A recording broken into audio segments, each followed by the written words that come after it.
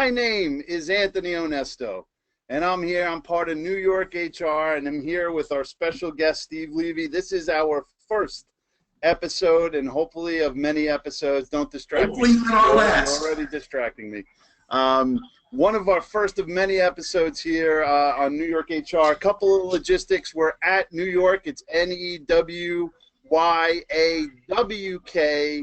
HR, and use the same hashtag again. Hashtag NEWYA. I don't know. I spelled it wrong already. No, New York HR. New York HR. So this is the first of many. We're going to do this monthly. We'll pick a date. I want to welcome Steve Levy, my mensch, my friend, my fellow New Yorker. We're going to talk. We're going to talk about HR. We're going to talk about recruiting. We're going to talk about HR technology. And we're going to talk about some of the things that, we're really not particularly happy with in HR. And we're going to call, like New Yorkers, we're going to be real, we're going to be straight with you. We're going to call BS on some stuff. We're going to talk about innovation. But, Steve, talk a little bit, like, how the hell did we get this whole thing started anyway, by the way? I think it started by, you and I first hooked up as mentors for something. I don't remember when or where. But we first met at that place down in the meatpacking district for, I think it was tea. I think we had tea. Never. No, I don't know what tea is. What is tea? Okay, fine. I'm sorry. Tea. They don't drink tea on Staten Island. And then one thing led to another, and we all just seem, you and I seem to have the same macabre sense of humor about things. One thing led to another. We started talking about the trials and tribulations and challenges of HR here in New York. We pretty much thought that the environment here is very unique. Certainly the challenges here aren't different than other places, but we have some special challenges in trying to put forth a great HR environment, HR policies, procedures in the Big Apple. Big Apple, there it is. There it is. The Big Apple here, yeah. And you know what I love about New York? Listen, I was born and raised here. I always say I'm a middle-class kid from New York. I love that you have every kind of business in New York. You're not restricted to just technology. You have retail, you have media, you have internet. I mean, where, oftentimes the second cousin to Silicon Valley in the startup space. But I'd argue that we're probably one of the best places to start a technology company. There's a lot of opportunity here in New York, and there's so many different businesses. And you're going to get straight customer value from New York. You're going to get it. Customer experience in New York is in your face, right? So I've helped build a couple of startups here in New York, most famously Fresh Direct, and been an HR guy for about 20 years. So why are people listening to us, Steve? Like, who the hell are us? Who the hell are we? What do we know? Who the hell are us? Forget about it. What are you going to PS Goomba in Staten Island? Yeah, exactly. Who the hell are us? I think part of it is, number one, we're done with the yelling part of the show, I think. Yeah. We're both no BS, kind of operational, get our hands dirty types of people. You're a Republican. I'm a Democrat. Hey, it's libertarian. Let's be straight about that. Oh, whatever the hell you want to call it. Perfume the pig. That's like moving towards that as you get older. Sure. Less insane and more insane over here. Yeah, but we both worked in startups. We both worked in turnarounds. We both worked in mature companies. And when you and I get together, we tend to smack our heads at the absolute absurdity of some of the things we see on a day-to-day basis. I think the only person one of the few people who actually can rival us in the stuff she sees on a daily basis in HR is our friend Robin Schooling down there in the casino in Rouge, Louisiana. Those are the kind of stories they actually see up here in New York. But to the point that you made earlier about people tend to view technology as being a West Coast phenomenon, and I remember back in the late 80s. Late 90s, with the whole internet boom around here, and when Jason Calacanis created the Silicon Alley Reporter, to highlight all the great things that are happening in New York. People just view this place as as the money place. Yeah. There's a reason that people want to build businesses here. Some of that stuff's really misguided based on the things that you and I probably will talk about. But it's still a place where, I mean, come on, your kids, Tony, when they graduate from Wagner College in Staten Island, or the College of Staten Island, you know that they're going to want to work here in Manhattan. They're not going to go to NYU, Anthony. No. What are you saying? What are you saying there? What does that mean? Of course they're going to go to NYU. They're going to go wherever they want. I've seen your Facebook feed. They're going to get professional sports where you know they're going to be taller than your 5'10" self. Hey, but by the way, we have 8 people right now. Very exciting. Okay. That's okay. It's a start. It's a start. We're just starting. This is great stuff. So yeah, make sure you're tweeting out. By the way, that'll help us a lot. We're just getting started here, and all our New Yorkers. The goal of the show, like Steve said, we're going to kid around and we're going to get loud sometimes, but really, how do we profile New York HR and recruiting folks that are doing really interesting things? How do we take the BS out of all of it? We've been doing. HR is a very fascinating profession. We've been doing performance reviews for how long? Decades, and all of us knew how useless they were, right? So there's a lot of BS that we They're not completely useless. Well, I mean, formulated the way they've been formulated over the last. Now you're backtracking like a libertarian Republican. What's that? Now you're backpedaling like a libertarian Republican. No, they're used first. You broke up. Where are you? Look, I'm here. You just froze. Oh, there you are. What do you want? Dial up? No, I'm not dial up. I'm at Talent Tech. Dial up? I am here at Talent Tech Labs, who are underwriting New York HR. And so, if you want to, if you have an idea for a recruiting tech startup and you want a place to incubate it, consider coming to Talent Tech Labs, talenttechlabs.com. They have this really cool ecosystem, which is downloadable at talenttechlabs.com, and it's continuously updated. It's pretty cool. I like the folks here. Bada bing. That was almost as good as a Geico commercial, by the way. That was nice. Listen, they're doing, thanks to Ryan and John over at Talent Tech Labs, they allowed us to get underwriting the show, of course, and get us access to this great webinar tool. And so thank you to those guys. They're really doing some interesting things. So if you're an entrepreneur, you're an HR lead, and you got all this HR recruiting and this recruiting startup ecosystem and all these technologies and all these pesky SaaS salespeople constantly reaching out to you and saying, hey, use my new recruiting AI. This is a great place to do what we're doing here, which is filter out the BS and really get to the value in terms of software that you can use. So really great bunch of guys. Reach out to John and his crew, and definitely highly recommend on both sides of the ecosystem, right? So the HR leadership and then in the startup. That's enough, Anthony. It's enough sucking up. I'm going to push. All right, fantastic. Since I've done a few of these shows, I'm going to help you out here at the first show. What's the one thing that bugs you most about being an HR practitioner in New York City? One thing. The one thing, to me, it's always been this lack of creativity and innovation within the profession. Constantly for years has bugged me.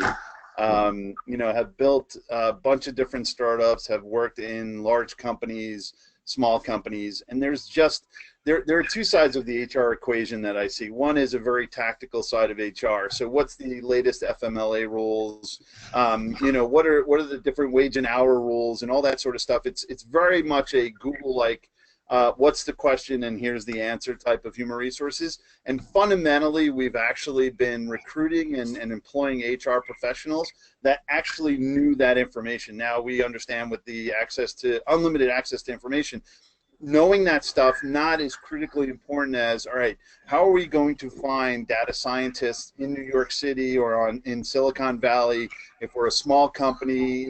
It's this lack of creativity and innovation, this lack of risk-taking that happens within the HR profession absolutely frustrated. And then, of course, I get onto what perceives to be the next, HR disruptive webinar, conference, whatever it is, and they're talking about the same old BS. So for me, it's been that frustration for decades now, and that's why we started this thing to sort of just bring some of the innovation, the creativity to the forefront.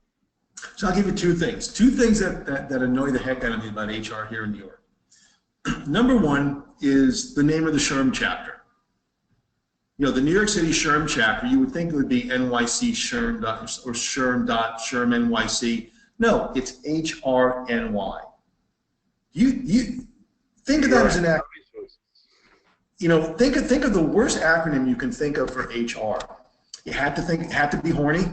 Are you serious? That's number one. That's really bugging you. That's of all the things. Of all of them, that's the thing. It's like can't you brand yourself better than horny? Right. Lord, I've been involved in the HRNY chapter for quite a few years now. Most specifically through the staffing SIG, and obviously the recruiting piece, and they're doing a damn good job at evangelizing better TA, better recruiting, but they're limited, and I think that's a general function of SHRM in general. SHRM has never really taken to recruiting the way it's taken to other aspects of the function, other areas of the function. Why do you think that though? Part of it is it's still, I think, a good deal of recruiting, as many in SHRM see it, is still focused on personnel. It's it's a privilege for you to want to apply to my company. It's not as scientific as other organizations. I'm involved with ERE, Electronic Recruiting Exchange. I'm involved with recruiting blogs. Here we go. Here are all the acronyms. What was it? Hey, pork chops. This is what you wanted me on in the first place. So listen, okay? What was ERE? What was the first one? This is the other thing. You know what? ERE all the acronyms in HR. All these freaking ERE, ASP. Just slow. ERE is what? EREmedia.com. That's one. Okay. Oldest community, online community. There is recruitingblogs.com. And its sister website, recruitingdaily.com. And then there is the Association of Talent Acquisition Professionals that I'm helping to build with many industry luminaries and TA leaders, called atapglobal.org. And I think it's little things like, many years ago, and if the word gets back to, if Andy Gadomski sees this, if Jeremy Shapiro sees this, Jerry Crispin. Now we're name dropping. I am name dropping because I'm trying to get them to be guests on the show down the line. So, okay, I'm helping you out, Tony. All of us have been involved in trying to professionalize SHRM's way of looking at recruiting for many years. Well, what does that mean? Tell me, what is professionalizing? Well, let's look at things like metrics. How we measure success in recruiting. For the longest of time, and I'm sure in most of the organizations you've been in, Anthony, cost per hire. We reduce our cost per hire. We've got a really good recruiting association or organization. The fact now with cost per hire is probably one of the more nonsensical metrics. You're always comparing apples to oranges. Your cost per hire 1 year, it might go down relative to the previous year, but your recruiting mix is different. The economy is different. Where you are in the business cycle is different. It's different. You can't compare apples to oranges. So there are other metrics that we've used through years which are more normalized.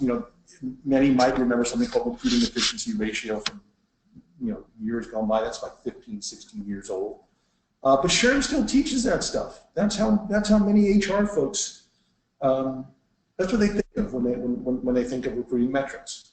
Now, so, do you think they report these metrics because it's easy to report? It's also when you think about their audience, right? So the HR leader has to report up into a CFO or a CEO. recruiting efficiency ratio means absolutely nothing, but I understand what cost per hire means, right? You so do. How do you fix that? I think part of the problem is at some point someone in HR has to say, look, I know cost per hire is down, but A, I'd probably fudge the metrics, numbers here and there. And number two, it's an apples to oranges comparisons. We need to have that's not the best metric. It looks good to you and it helps me keep my job, but it doesn't mean anything. You know, I've always espoused that HR leaders go into their CFO and say, and this is the conversation, you know, I'll pretend you're a CFO, I'll play fantasy world here for a second, and you'll say, hold on. Anthony, hold on. You take that off now. Anthony, I'm curious, what metrics do you use to measure and track the health and wellness of our balance sheet? So whatever those metrics might be. Yes. You say, Anthony, I wonder, can we work together to help recruiterize or HRize those balance sheets? I'm going to call BS on that one. No, it's worked. I don't know. What does that mean? Have you used cost per hire? Not letting you get away. No BS on the show, remember? No BS. Have you used cost per hire? In your HR jobs, have you said you're on dial-up again? I apologize, gentlemen. Steve is evidently dialing up through AOL. I hear the. No, I'm not. I can hear you. You can hear me. You're just an idiot. All right. So let's recruiterize. Let's. I know I kid, but seriously, like I agree with you. And this is why, by the way, my best CFO impression is hair parted to the side. But anyway, what does that mean? Well, let's say it's you know, they use some sort of CapEx measure. You know, how can you turn capital expenditures, at a corporate level or at a business level, and turn it into a metric that that can be used in HR recruiting. Right. It's having a conversation that folks don't have. You know, if you think cost per hire is the end-all metric, and it's helping you keep your job, I don't suppose there's any incentive, no reason to change it. But in reality, it's not measuring what you think it's measuring. So how does your organization help? Are you coming up with standards around these things, or what? That was the whole thing. I guess about 7 or 8 years ago, and this is one of the good things that SHRM actually did do. They created these task forces to create ANSI standards, ANSI, American National Standards Institute. It's not American. Well, ANSI, I'm vapor locking on the acronym. It's an acronym Monday. Create these acronyms, these standards for things like cost per hire, the job description, workforce planning. And they all started out. I was on the workforce planning task force and on the cost per hire one. And at the end, after many years, standards were created, but they weren't really agreed upon by enough people. I think they became political footballs, and it's entirely the people in SHRM felt threatened by the changes in some of these. And how these standards would have changed the way of thinking, and they didn't really go there. But again, and I do name drop, Jeremy Shapiro at where is he now? I forget where he is now. He did a great job with the job description standard. I worked with Janice Presser and Pat Claiborne on the workforce planning one until other people got hold of it and brutalized it. And turned it into something that was nonsensical and unrecognizable. But they're true. The bottom line is, some people within SHRM know that many of these old do need to die. Yeah. And that's SHRM on a global level. I told you. Agree. I mean, there are HR metrics. I mean, we would have 3 or 4 page reports on HR metrics, and my favorite thing is we would go through the metrics. And no one had any questions because no one understood what the hell these metrics did from our perspective. So great, we have headcount. We have 40 people in Dayton, Ohio. Like what? Like who the hell gives a shit? Sorry, whoops. New York HR. So anyway, You don't bada bing, yeah, forget about it. So anyway, so what are you doing so you've been a guy that's been around. I've been around. Are you saying old? Yeah, Great. pretty much. No, we're not allowed to ask you. Oh, by the way, what do you think of the Bill de Blasio, New York? You can't ask anyone for a salary.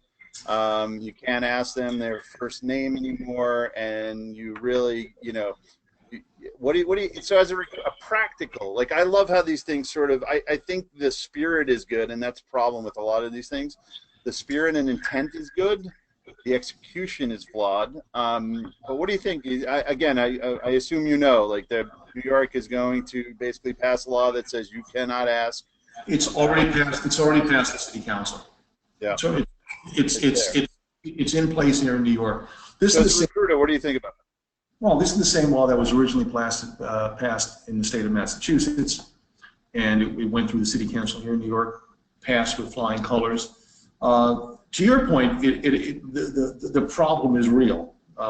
Gender disparity in wages is real. Overall, everyone's going to come and throw their special cases where what's not here, it's not there.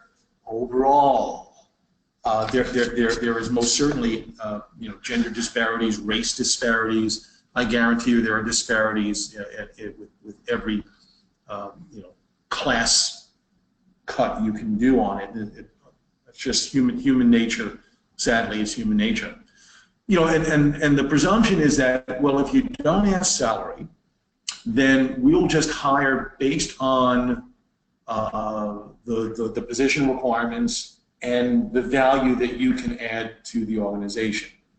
Okay, on face value, that seems right. Makes sense. It makes perfectly good sense. When you hire somebody, from a compensation standpoint, I'm gonna get my both hands in there. Where am I? There, both hands in there. There, I feel. There you are. Yeah. The compensation issues when hiring are you have to take into account, internal versus external equity. There are always inequity issues. If someone's been in a company for 20 years, they're lagging and they're getting maybe their 2.5% to 2.5% increases each year. They're lagging the market in salary, and often by substantial amounts in the technology fields.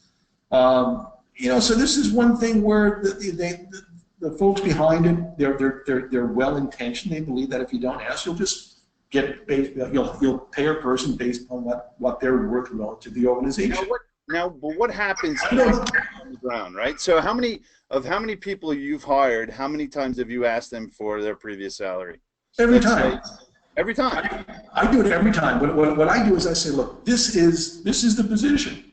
This is the low. This is the mid. This is the high. There are always exceptions to go to the high end. To go beyond the top end of the range. But we have this concept of comp ratio, where you want to bring someone in ideally below the midpoint of the position, so you can increase their salary, as performance warrants. Yep. I mean, I've always asked it, and I don't. If I will recognize, and you good recruiters will recognize if someone's salary is way below the market. And I'm not that kind of person. I've always, and I don't know where it came from, but if someone's interviewing and their salary is below the market, but their skills and their problem-solving abilities are in that position, in that range, I'm going to say, look, I'm going to push hard for them to get 95% of the midpoint or something like that. Right. If folks want to pay higher, they'll pay higher. But I personally am not one to try to get a good deal like that. That's just scummy in my belief. Well, there's a practicality to it, right? So here's what's going to happen on the ground. Someone is not going to get the memo that you can't do this. There's going to be litigation there. So good news is the lawyers will actually keep in business. There's going to be litigation for the mid-size employers that don't have recruiters like you, that can't afford it. They have the office manager who, on the applications, everything asks for a previous salary, right? So we got to revamp all of that sort of stuff. So I'm sure there's some leniency to a lot of this as it gets rolled out. But really, the practical, what's going to happen is in the scenario where someone's like, all right, now what I'm going to do is I'm going to go for like a 40% increase, because they're never going to, unless I volunteer it, right? They can't ask me. So I'm going to, and if I'm in that market and I can get 40%, great. That's so from my perspective, fine. I mean, if the company's willing to pay that kind of money and they're not going to know it's a 40% increase, who's the wiser, right? But I see that trend happening a lot. Well, again, this is, the difference is I think it's not just recruiters, it's hiring managers. They don't understand about recruiting and hiring for performance. I mean, ultimately, at the end of the day, we hire people to solve problems. And if someone comes in with the skills and they prove they can solve problems, as well or if not better than the people you have on staff, and hiring them would mean raising their salary $30,000 to be on par with the rest of the team. I don't understand the reason. I do understand, but I would not be a fan of not paying them what the position is worth. But at the same time, you asked me earlier, what's my tactic as a recruiter? If someone at the end if during the interview I will say, look, this is the position, this is what the position pays. Would you be comfortable with salary in that range? That's reasonable. It's yes or no. If we're hired you, but there are some companies many companies in fact do ask for income verification. Sure. I would even argue that what you just asked is asking for previous salary. What you just asked, even if it's a range, you're asking for their previous salary. So there could be litigation. Yeah. Well, it is. It is. And so, we all know when we're interviewing someone, if they're below that, we can tell they kind of, it's don't fit. Yes, that's it. It works. Yeah. You asked me another question earlier. Some of the things about the challenges here in New York HR. Our people system notwithstanding, all you have to do is go back, Google for our readers, our listeners can look up Tammany Hall politics and find out the definition of that. You'll see a picture of the New York City skyline, Tammany Hall politics. Alfred Smith, who was a former governor of New York back in the days when, Robert Moses was his left-hand man writing all the laws that ended up turning into the Triborough Authority, which is one of the more interesting organizations that we have here in New York. It's another one. Go look up Triborough Authority and all the Triborough laws and how those created the political system, the union system here in New York.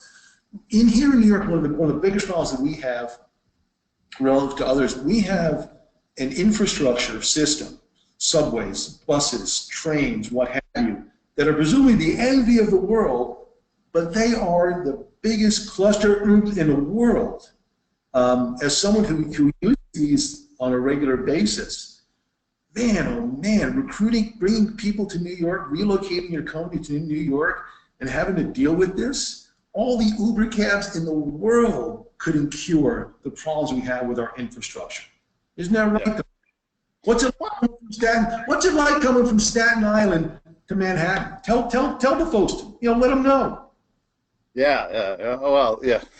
Let's just say I fly to Toronto a lot, and it actually takes less time to go to the airport, get on the plane, get off of the plane, get into the office than it does for me to commute from Staten Island to NoHo, which is where that's north of Houston for some of the older New Yorkers or the folks outside of New York. So yeah, listen, Staten Island infrastructure aside, you think about the complexity of New York. I mean, you literally can get anywhere other than Staten Island from any other place. You're recruiting. You're recruiting from New Jersey. You're recruiting from Connecticut, Long Island, Westchester. I mean, you think about the opportunities. There's no other place. Think about the Valley, right? It takes forever to get someplace. In a lot of LA, it's car only, right? So I think New York, I think you're absolutely right. I think you're a jaded New Yorker. I'm a jaded New Yorker. I've sat on the R train and the W lately and, sort of not going anywhere. But I think from a complex infrastructure perspective, there's none better in the world. Like what you're talking about, like the L train in Chicago, like that's like, you know, the Staten Island Railroad train. It's like that's an easy one, right? This is There's super nothing like complex if you think about it. So, what's that? I'm saying there's nothing quite like that Staten Island train. If Yes, anyone coming to New York, we'll take you on the Staten Island train. And absolutely. by the way, We'll do our next show on it. we'll also take you on the Staten Island ferry, which costs how much, Anthony? Oh, that's nothing. Zero. And how much do hawkers sell tickets to unsuspecting out-of-towners for? Oh, it's fantastic. You know, there's a whole side of it. $200. I would argue that some of the startup founders, that some of their seed money is some of those trips. So. Oh God, you are such an apologist. You are an absolute apologist. No, but it's other things. You know, if someone wants to, having a company here, you have to deal with. What's going on by you, by the way? I hear fire trucks. That's the other thing, by the way, about New York. If you're ever on a webinar, it's all I hear is fire. There's evidently something happening right around your neighborhood. What is? Well, actually, ladder 12 is like 3 blocks away. Okay, all right, that makes sense. Yeah. Shout out to the fire department, NY, FDNY. FDNY. Yeah. And NYPD. NYPD. That's where I was. New York always Strong. a shout out. Don't forget New York Strongest, Department of Sanitation. Yeah, of course. These are your neighbors. Hey, Tony, those are your neighbors. Those are the ones who like your Facebook posts. Exactly. And hate yours. Of course they do. They think money's humorous. They're all intellectually inferior to you guys. That's the problem. Or some crap like that. But again, we have to do is we need to get more people in HR here in New York involved with trying to improve HR. I always talk about an acronym I think you've heard me mention a few times. Others eventually seeing this will know it. It's called PEST. Political, economic, social, technological. In every scenario, we have political factors that impact what we do. We have economic, we have social, we have technological. Let's start with technological. I think the city is in the areas has pretty much demonstrated time and again that technology-wise, it's just as good here as it is anywhere else. Sure. Some of the research that's being done at NYU, at Columbia, at Stony Brook out on Long Island, even the other metro. Cornell has the whole tech center that they're building over here. Cornell has their tech center. We have in New Jersey, we have NJIT. We have Rutgers University. We have the UConn system. We have Yale. We can match resources and technology. So why do you think we're considered second cousins to Silicon Valley when it comes to that? I think something as simple as there's a belief that the money. I think it's because people think the money lives out there. It's this. Yeah. Well, I think and it's true. Partially it's Sand Hill, but where do those people get their money from in the first place? Here in New York, Wall Street. I also think investors here, when they want to see a business model, they're not, I think a lot of times they're looking for how is this going to make money? How is this versus this is actually R&D. These are moonshots. I think you see more moonshots coming out of Silicon Valley.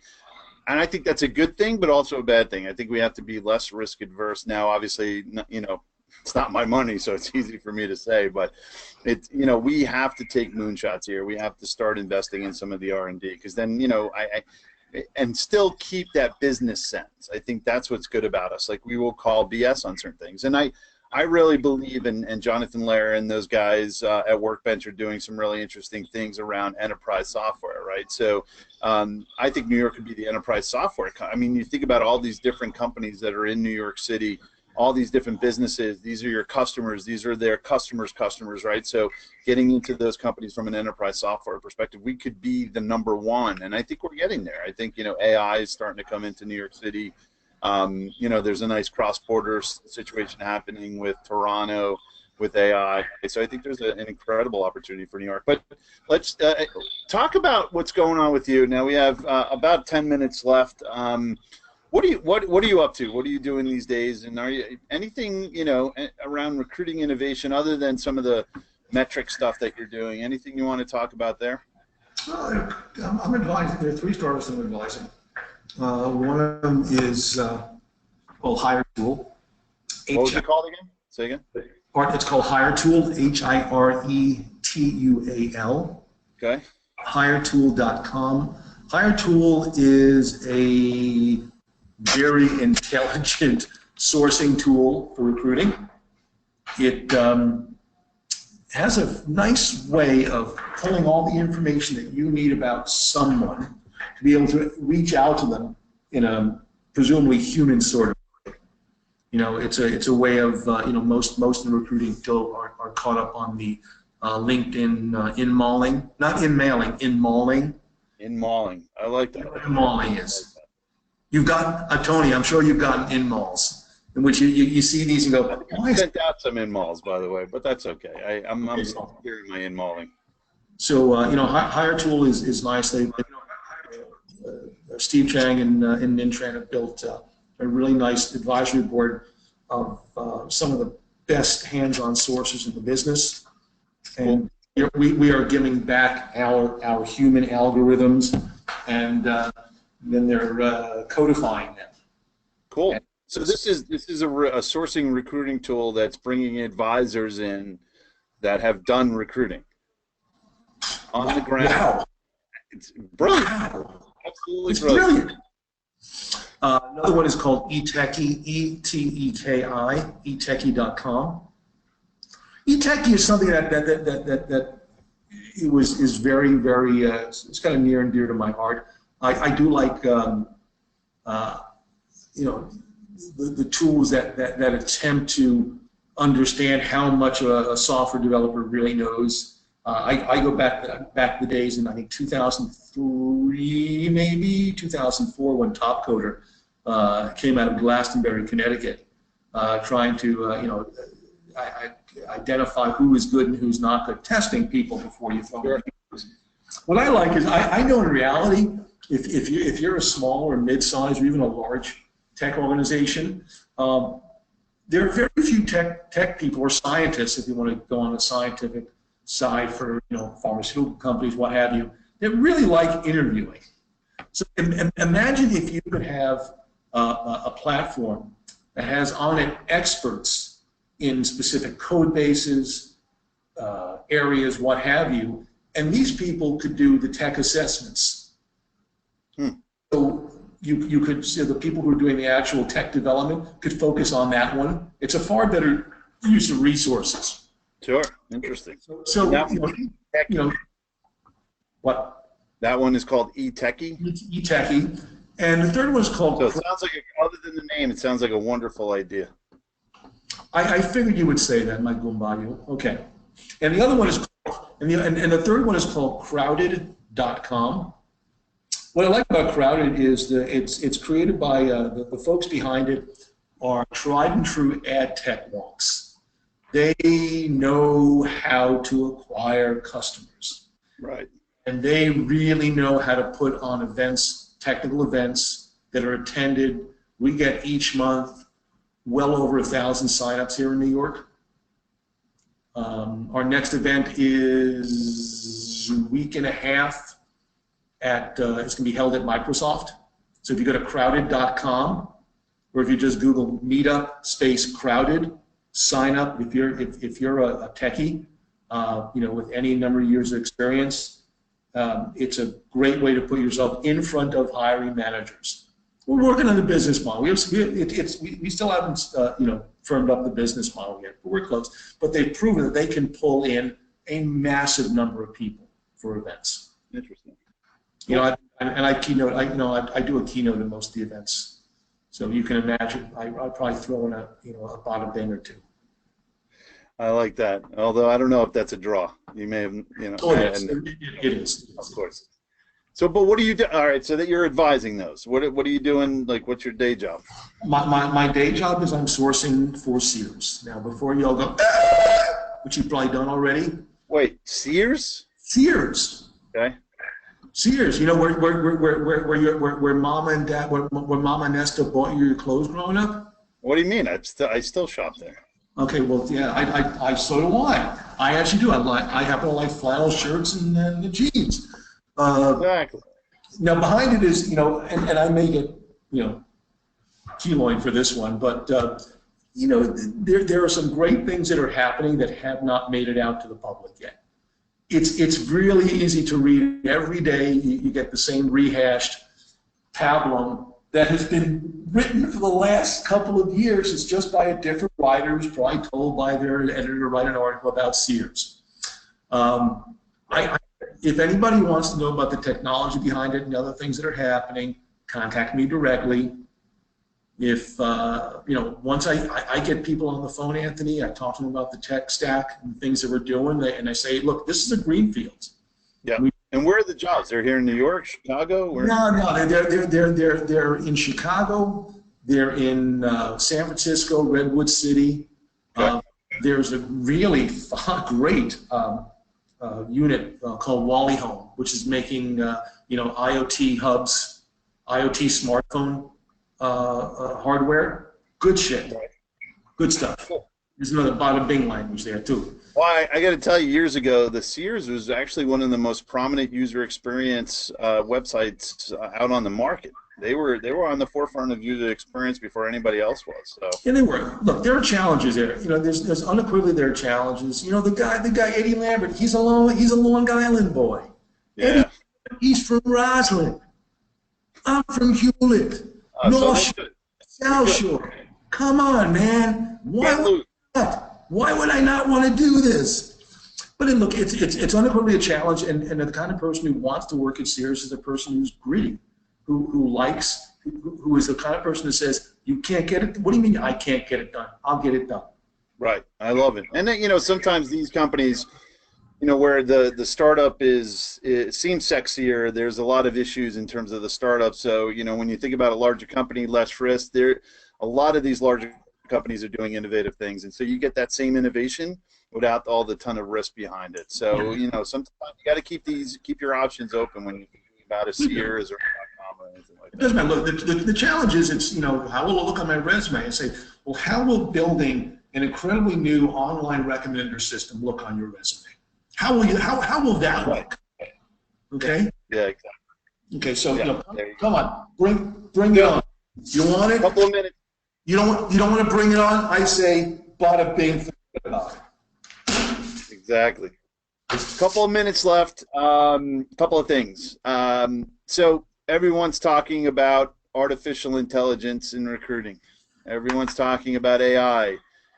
What are your thoughts? As brief as you can be around these things.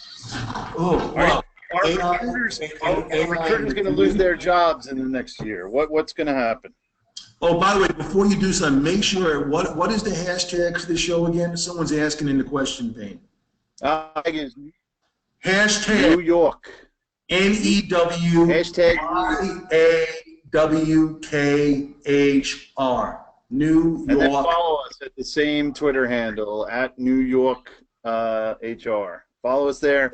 Tweet us. We're going to send the video out to everyone. Obviously, not everyone can attend a live event in the middle of the day, high noon on Monday. So we'll send out the video. We'd love your thoughts. And, of course, we're looking for guests. By the way, before you go into your AI thing, we're almost booked for the year. So pretty exciting. We got some really exciting guests. Who's on next month? That's a trick question. I don't have an answer for you. I'm actually gonna keep you in suspense there, only because I don't have the answer in front of me. But we have someone. I think.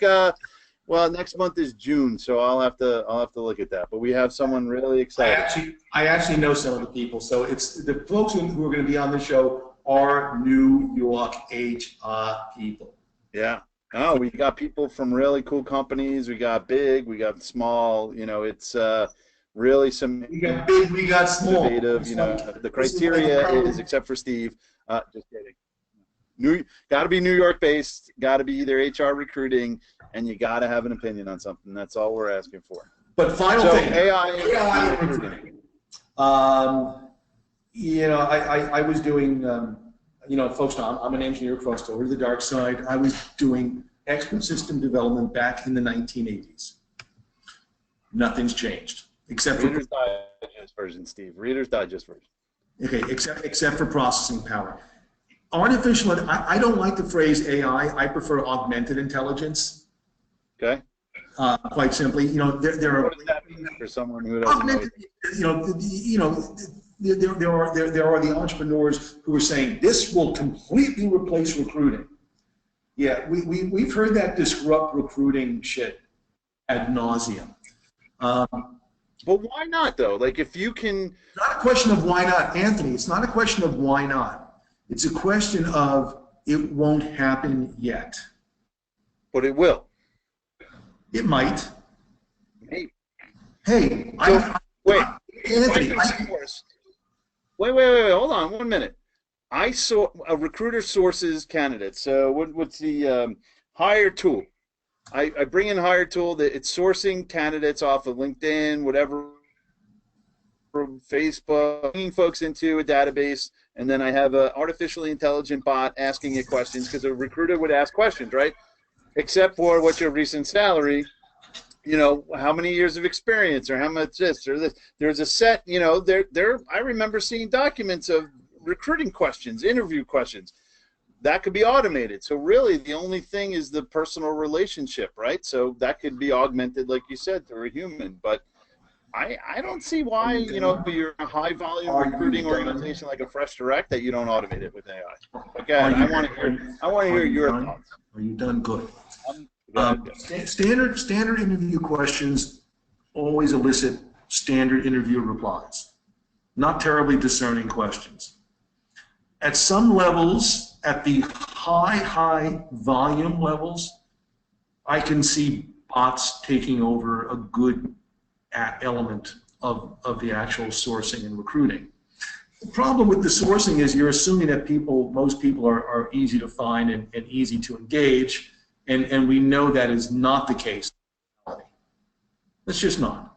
So we have many steps, many hoops that we need to jump through before we get to the point where these bots are being human in their behavior and in their action. Many years. Look at the AlphaGo. How many years do you think? 10 to 15. 10 to 15. Yeah. I think you'll be surprised. I see, Anthony. I think part of the problem is, I keep thinking of the end of Brave New World, where the body, where you hear east, northeast, west, the person has hung themselves and it's just their feet dangling. I'm not beyond that. I've read Isaac Asimov's The Foundation trilogy way too many times and his rules of robotics many times to know, and actually have done this stuff many times to know that there's going to come a point where people are going to have some serious pushback. I keep thinking of Charlton Heston in uttering the great line. Well, two great lines. Number one, Soylent Green is people. Go look that up. And the other one at the end of Planet of the Apes, damn it, those bloody bastards, they actually did it. Exactly. Yeah. So at some point, we'll see. We love, the entrepreneurs love this stuff because there's something romantic in talking about robots taking humans places, and allowing human beings to do the things that they love the most. Ever hear the word, if you don't use something, it atrophies? Yes. Especially come on. All right. Let's take this. We'll take it another day. We could talk. But I think you're off on the 15 years. I think you're way off, actually, on that. And then I think, there's a level of stuff that's being done in HR and recruiting that people don't like doing. And so they'd love to automate it. But anyway, last thing, by the way. So we're a New York show, and so we're going to bring it down to a New York level. Now, this may be the most valuable piece of information anyone on this webinar, this video, whoever's watching, gets all day, whether it's, all the startups that you're working with, your experiences, etc., your humor. This may be the most valuable piece of information. If you're in New York, recommendation for your favorite pizza by the slice. Now, I'm not talking about Those brick oven guys that are charging you, you know, 300% I've eaten there. for the same. I know which one. I know which one you're talking about. The same pizza by the slice, where you can go in, get really good slices of pizza, a Coke, and you're not, you know, you're throwing a 10 spot down and you're getting change. What say you? On the corner of 38th, and 8th, there's a place called Two Guys Pizza. It's a couple of blocks south of Port Authority and a couple of blocks north of Madison Square Garden. They sell dollar slices of pizza. $1. This day and age, $1. You can get two cheese slices, a can of Coke for $5. But is it good pizza though? Oh, it's good shit. It's good stuff.